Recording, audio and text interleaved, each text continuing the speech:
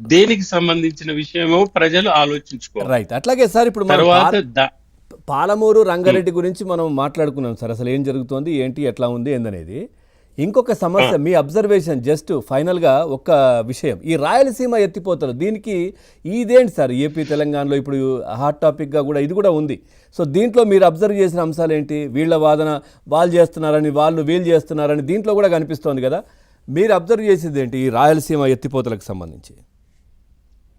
ఇప్పుడు ఒకటి ఏంటంటే, నేను ఇంతకుముందు పవన్ గారు చెప్పిన కదా, ఒక ఆంధ్రాకు గిన్ని నీళ్లు అలొకేట్ అయిందనేది ట్రిబ్యునల్ ద్వారానో ఒక ఎస్టాబ్లిష్డ్ ప్రాసెస్ లో చేసిన తర్వాత దానికి లోబడి వాళ్ళు ఎత్తిపోతలు పెట్టుకుంటారా, తిప్పిపోతలు పెట్టుకుంటారా అనేది అది ఆంధ్రప్రదేశ్ యొక్క సమస్య.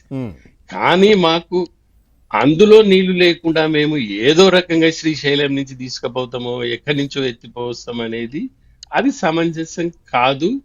అది ఆంధ్ర ప్రభుత్వం కూడా చేయకూడదు. ఎందుకంటే మనం ఒక రూల్ బేస్డ్ సొసైటీలలో మనం ఉండాలి కానీ ఏదో రకంగానే. సో అందుకే తర్వాత మీరు అది చేస్తున్నారు కాబట్టి మేము ఇది చేస్తున్నాం అనే దానికి ఇప్పుడు ఇవన్నీ స్ట్రీట్ లెవెల్ ఫైట్స్ కాదు. ఇవి ప్రభుత్వాలండి, ప్రభుత్వాలకు ఒక రూల్స్ అనేవి ఉంటాయి, ఒక పద్ధతి ఉంటది. నేను అనేది ఏంటంటే సింపుల్ గా ఏంటంటే ఇవన్నీ ప్రజలను రెచ్చగొట్టి ప్రజల మధ్య విభేదాలు లేకపోతే ఏదో షార్ట్ టైం పొలిటికల్ గెయిన్స్ కు నీటిని మనము ఉపయోగించకూడదు అనేది అది అన్ని రాజకీయ పార్టీలు అన్ని ప్రభుత్వాలు తెలుసుకుంటే చాలా మంచిది. అది ప్రజలకు మంచిది, దేశానికి మంచిది. మరి మనం అందరూ ఆ రకంగా ఆలోచిస్తుండ్రా, అది వేరే విషయం అనుకోండి. మనం చెప్పగలిగింది చెప్తాం సార్.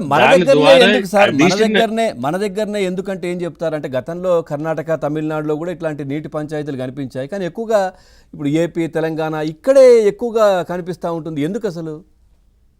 ఎందుకు అని అంటే దానికి ఒక హిస్టారిక్, ఇప్పుడు మనము రాష్ట్ర విభజన జరిగిన తర్వాత ఒక పద్ధతి ప్రకారము ఈ అప్పుడు ఆంధ్రప్రదేశ్ కు అలొకేట్ చేసిన వాటర్ ను ఏ రకంగా ఈ ఉభయ రాష్ట్రాల మధ్యలో అనేది ఇంకా ఆ ప్రక్రియ పూర్తి కాలేదు. దాని ద్వారా కొన్ని ఆవేశాలు ఆ ప్రక్రియను పూర్తి చేయాలి. అది త్వరితగతిన పూర్తి చేసిన తర్వాత ఎవరు ఏ రకమైన ప్రాజెక్టులు కట్టుకుంటారు అనేది దానికి లోబడి కట్టనంత వరకు ఈ సమస్య పరిష్కారం కాదు. ఈ పంచాయతీల ద్వారా కూడా సమస్య పరిష్కారం కాదు. ఆ పరిష్కారానికి ఒక మార్గం ఉంది. Already central government terms of reference కూడా రాసినట్లుంది. ఆ పద్ధతి దాని ముందుకు పోండి. వీలైనంత వరకు స్ట్రాంగ్ ఆర్గ్యుమెంట్స్ చేయండి, మాకు ఇది కావాలనండి. ఎండ్ ఆఫ్ ద డే వాళ్ళు అలొకేట్ చేసిన తర్వాత ఎనీ ప్రాజెక్ట్స్ దానికి లోబడి దాన్ని ఆ పరిధిలోనే జరగాలనేది నా అభిప్రాయం. అది నా అభిప్రాయమే కాదు, ఎండ్ ఆఫ్ ది డే అదే జరుగుతుంది. ఇప్పుడు ఏదైనా ఇప్పుడు ఎన్నికైనా కూడా ఆఖరికి ఒక ఆర్బిట్రేషన్ అయితే అవుతుంది కదా. ఆర్బిట్రేషన్ టైంలో ఇవన్నిటికీ లెక్కలకు రావు. కానీ ఈ లోపల ప్రజల మధ్యగా ఆవేశాలు పెంచుకుంటుంటే మంచిది. Thank you very much sir. చాలా చక్కగా నిజంగా అంటే నీటి పంచాయతీలు వద్దు, కలిసి కూర్చొని మాట్లాడుకోవడం, రైతులకు ప్రజలకు ఎట్లాంటివి అవసరం, ఎంతవరకు అవసరం ఏంటి అనేది చాలా చక్కగా క్లియర్గా చెప్పారు sir. Thank you very much sir చర్చలో పాల్గొన్నందుకు.